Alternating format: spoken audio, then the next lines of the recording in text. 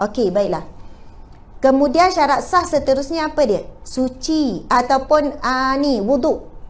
Suci tu ya dan wuduk. Orang lelaki tak ada masalah bab wuduk. Orang lelaki pakai foundation ke? Tak pakai kan? Bedak-bedak tak pakai kan? Gincu tak pakai. Orang perempuan satu bedak. Kadang ada bedak yang memang kalisai. Dia kata bertahan 8 jam.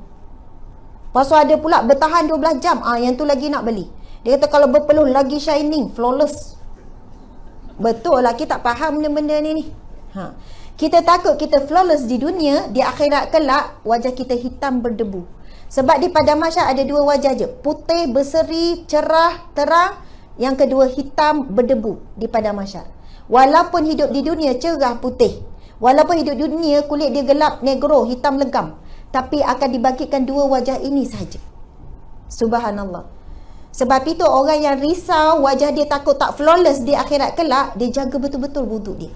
Sebab antara wajah yang bercahaya di akhirat kelak kesan wuduk. Hadis Nabi SAW.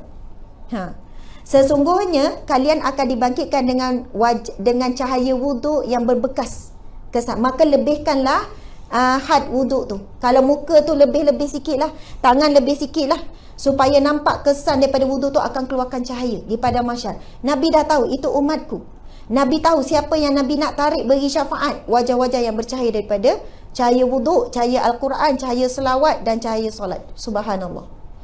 Orang perempuan ini cabaran hari ini. Cabaran sungguh. Bedak kali saik, foundation kali saik. Kita boleh nampak kalau dia R&R mana-mana, bila dia cuci muka nampak berminyak. Orang lelaki tolong perhatikan isteri tuan-tuan sekalian. Tengok kalau dia ambil wuduk, dia cuci muka tu, kalau nampak berminyak lagi, lepas tu kita kata ambil tisu jap. Kenapa bang? Kita pun cuba sapu. Bukan romantik. Isi kata wah makasih bang, macam romantik. Kita pun cuba sapu kat muka dia, nampak coklat lagi, awak pergi ambil wuduk balik. Kalau sebelum solat, sebelum keluar nak jumpa manusia, kita boleh habis masa 15 minit, setengah jam untuk hias muka. Tapi kenapa nak jumpa Allah? Allah nak wajah yang bersih berhadapan dengan dia. Kita tak boleh habiskan masa untuk Allah. Lagi ni rumah terbuka apa semua ni, tumpah semayang rumah orang, singgah sekejap apa semua. Masya Allah. Kalaulah kita tahu benda tu kalis air apa dan sebagainya, kalau sekadar dengan air tak hilang makeup kita, tak hilang semua tu belum cerita bab hukum makeup semua tu lah. Saya nak cerita bab wuduk saja. Kalau tak hilang, bawa lah ready, siap-siap pencuci muka kan, ataupun makeup remover, ataupun tisu tu semua. Ni gincu ada yang tak hilang. Semayang tu nampak kesan gincu ni. Ada yang pakai apa ni, eyeliner apa semua. Kalau tak hilang semua itu kena rata, ia menghalang wuduk contohnya. Ni ada yang pakai ni kan. Subhanallah. Na'udzubillah min zalik. 20 tahun semayang, 20 tahun tak jaga syarat sah wuduk, takut solat sia-sia, tak dapat apa-apa pahala. Bukan itu saja, bila tak sah menanggung bebanan tak sah solat tu orang perempuan. Orang lelaki dia tengok isteri dia, tuan-tuan takkan lepas. Bukan tuan-tuan semayang, tuan-tuan jaga salat, tuan-tuan rasa tuan-tuan lepas. Ini yang dikatakan cinta si dia nombor 3 ni. Sebab apa? Letak Allah nombor 1. Tegur isteri. Sebelum keluar pergi rumah terbuka kan, pusing 7 kali. Pening tu bang, tak jadi keluar lah. Tak payahlah sampai 7 kali kan. Suami tolong tengok atas ke bawah. Isteri pun pelik, kenapa awak ni? Kenapa ni? Kan tak jadi keluar pula. Tengok atas bawah, pusing belakang, tukar baju. Kenapa pula? Ketat, nampak belakang tu. Cuba berjalan, masa berdiri tak nampak, bila berjalan nampak. Tukarlah baju awak. Sebab apa? Sayang Allah nombor 1, sayang Rasul nombor 2. Sayang isi kerana Allah dan Rasulullah. Yang ni suami yang macam ni yang terbaik. Sebab Nabi sebut suami yang dayus, ad-dayus finnar. Nabi kata laki dayu dalam neraka. Dalam hadis yang sahih lain Nabi sebut laki dayu tak mencium bau syurga, sedangkan Rasul kata syurga itu boleh tercium 500 tahun perjalanan. Ni pakai minyak wangi 1 botol pun lebih kurang dalam berapa meter je boleh cium, betul tak? Kalau 1 botol lah, nak kata tak kuat sangat pun. Tapi syurga 500 tahun perjalanan, jarak yang sangat jauh dengan syurga, wanginya syurga. Tapi Nabi sebut lelaki yang dayus tak cium bau syurga. Tak cium bau syurga, apatah lagi nak masuk syurga. Tapi di sana juga Nabi ada sebut tentang golongan wanita yang tak cium bau syurga. iaitu wanita yang Nabi sebut berpakaian tapi telanjang. Dia pakai elok, datang kerja pakai elok, tudung pun pakai, tetapi boleh nampak bentuk badannya. Orang lelaki, tuan-tuan, kalau nampak perempuan pakai baju nampak bentuk badan, tuan-tuan terganggu tak?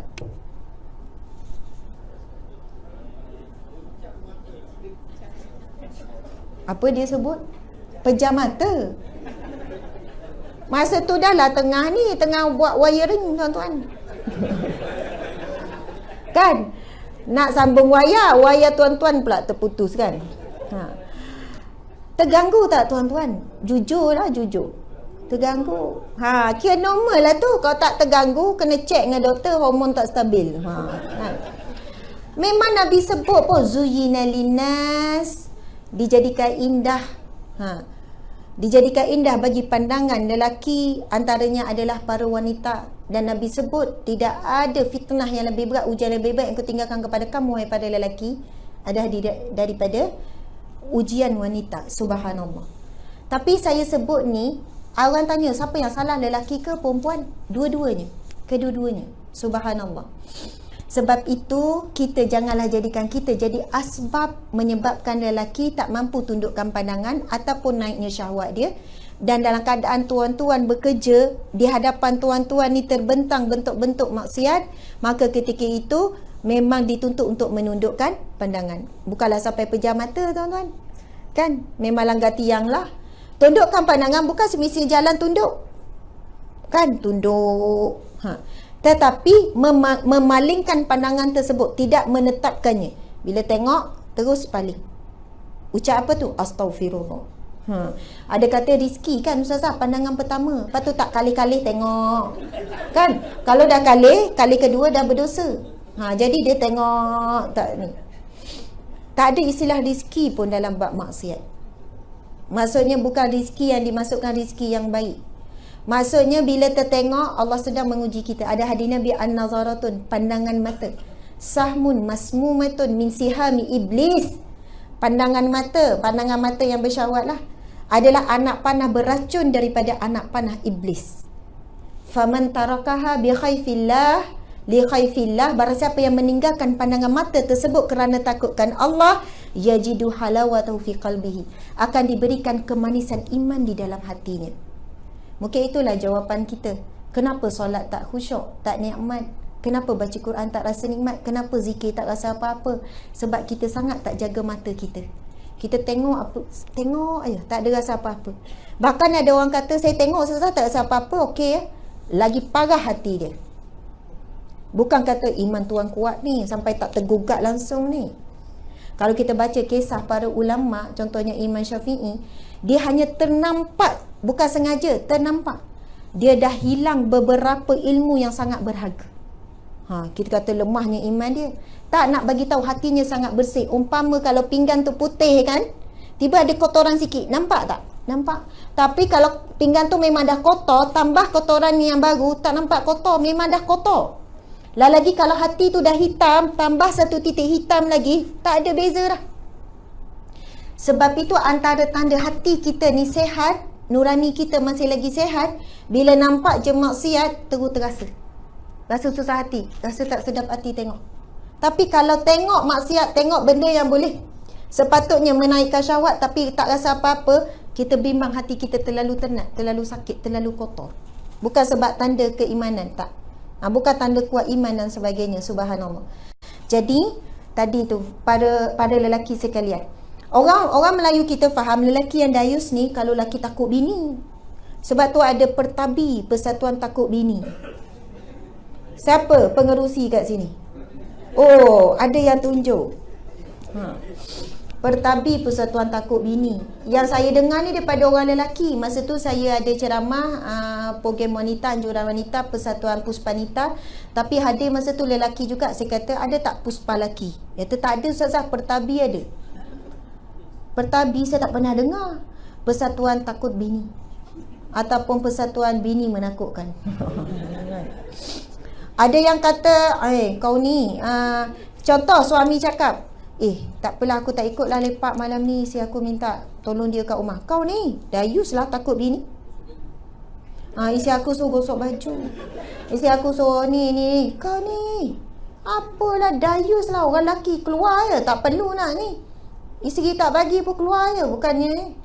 Soalannya dayus tu diberi gambaran yang salah dari sudut fahaman kita. Bahkan subhanallah sebaliknya berlaku. Seorang suami yang tahu kedudukan isterinya tengah sakit, tak sihat, lalu tak keluar, subhanallah, ini adalah ciri-ciri suami yang soleh, suami yang baik. Ia sangat mengikut akhlak Nabi SAW. Contohnya lah, Sayyidatina Aisyah pernah bercerita, suatu malam Rasulullah mengejut, maksud membisik kat telingaku, wahai Aisyah, izinkanku untuk bangun di tengah malam, bangun untuk bertemu dengan Tuhanku.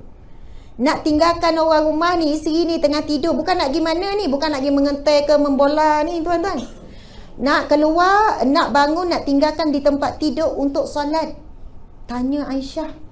Aisyah jawab, ya Rasulullah, aku sangat suka engkau berada di tepiku, di sampingku. Tapi aku juga sangat suka bila engkau bertemu dengan Tuhanmu. Masya Allah. Subhanallah. Sebab itu tuan-tuan memang tak perlu minta izin isteri. Tuan-tuan boleh keluar. Walaupun isteri kata, saya tak izinkan awak keluar. Boleh je keluar, betul kan? Tetapi kalau encik tidak keluar kerana menjaga kebajikan isteri, encik mengikut sunnah Nabi SAW, ikut akhlak Nabi SAW. Masya Allah. Subhanallah. Kalau sebut pasal dayus ni, bila Nabi ditanya, "Famad dayus ya Rasulullah?" Siapa lelaki dayus ya Rasulullah? Lelaki yang dayus ialah lelaki yang membenarkan ahli keluarganya melakukan maksiat. Keluar rumah, mendedahkan aurat, tak jaga pergaulan, tak ada jaga isi, tak jaga anak perempuan, tak jaga anak lelaki dan semuanya, biar dengan ayat, alah dia dah reti fikir ustazah, dah besar, dah tua dah. Ramai orang lelaki sebut macam ni. Saya buat kaunseling ke apa kan, alah dia bukan tak tahu. Saya kata, encik, sekali jadi suami seumur hidup. Sekali jadi ayah, sekali jadi ibu, sekali jadi isteri, jadi seumur hidup. Jawatan yang tak boleh diletakkan. Lepas tu kata, dah saya tak mampu, saya dah cakap, kira dah cukup syarat dah tu ya. Ramai yang memudahkan dalam bab urusan ni. Kita rujuk pada hadis Nabi SAW. Man ra'a minkum munkara, barang siapa yang melihat suatu kemungkaran, falyughayyirhu biyadihi, maka dia perlu ubah dengan kuasa, dengan tangannya. Fa illam yastati', kalau tak mampu, fa bilisani. Fa illam yastati' fa biqalbi, wa dzalika adhaful iman. Nabi sebut, apabila seseorang daripada kamu melihat satu kemungkaran, maka cegah, ubahnya dengan apa yang pertama, dengan kuasa yang ada. Saya nak tanya suami, ada kuasa tak terhadap isteri? Tuan-tuan ada kuasa terhadap isteri, tapi tuan-tuan tak gunakannya. Yang kedua, tak mampu, ustazah, isteri saya dia bos tempat kerja, ustazah, isteri saya polis, ustazah, isteri saya ada black belt, ada tali pinggang hitam. Ui, takut saya ustazah. Contohlah, saya tak boleh, saya memang tak ada kuasa. Tuan-tuan, saya minta maaf, orang lelaki, saya bukannya nak bias ke apa, tapi tolonglah kembalikan kelakian anda. Soalannya macam itulah. Ramai orang lelaki, dia lepaskan kesuamian, kelakian dia yang lepaskan. Bermula daripada sebelum kahwin lagi. Lepas kahwin pun sama. Dia biar keputusan semua dibuat oleh isteri. Padahal ada waktunya isteri bagi peluang untuk isteri ni suami buat keputusan. Bang, kita, walaupun benda kecil, saya minta maaf, bermula benda kecil. Sebab saya kaunselor, saya peninjau rumah tangga, saya hadapi kesukaran ni, bila tahap suami ni, ego dia dah mula tinggi, ustazah, semua dia belaka buat keputusan. Apa-apa dia belaka, saya ni kena ikut je. Saya akan tanya suami ni, minta maaf encik mula bagi isteri buat semua keputusan sejak bila? Betul tak sejak sebelum kahwin? Apa maksud ustazah? Saya tanya. Masa isteri dulu, sebelum kahwin, awak, kita nak pakai baju warna apa? Terpulanglah pada awak. Awak, kad kahwin, nak warna apa? Ikutlah mana baik bagi awak, baiklah bagi saya. Awak, menu apa? Ikutlah. Sebab malah fikir. Awak, kita ni, saya ikut awak je. Sampai lepas kahwin, benda-benda penting pun semua. Awak, kita nak balik, kita nak jalan kat mana? Mana-mana lah awak suruh, saya ikut je. Awak, anak kita nak sekolah mana ya? Ikutlah, mana-mana sekolah pun okey ya. Awak, anak kita ni, semua serah dekat isteri, fikir dan buat tindakan. Saya cakap, sungguh ni. Orang lelaki sebab dia malah fikir.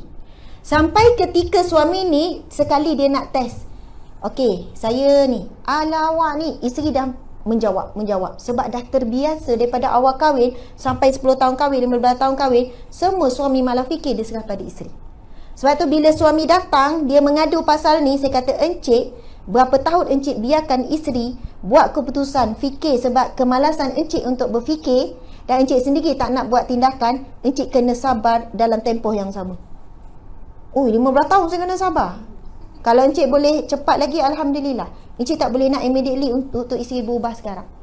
Alah, kadang benda remeh-temeh. Ya, daripada remeh-temeh jadi perkara yang besar-besar. Bab pendidikan anak, bab itu, bab ini. Awak lauk apa nak makan hari ni? Ikutlah apa-apa lauk, saya tak kisah. Nak fikir lauk, nak masak, susah tak perempuan? Susah. Susah encik.